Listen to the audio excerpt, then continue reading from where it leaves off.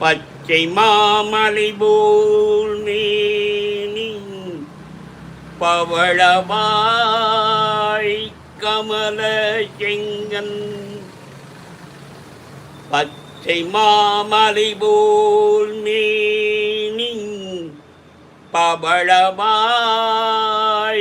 கமல செங்கன். அச்சுதா அமரரே ஆயதம் கொழுந்தே என்னும்.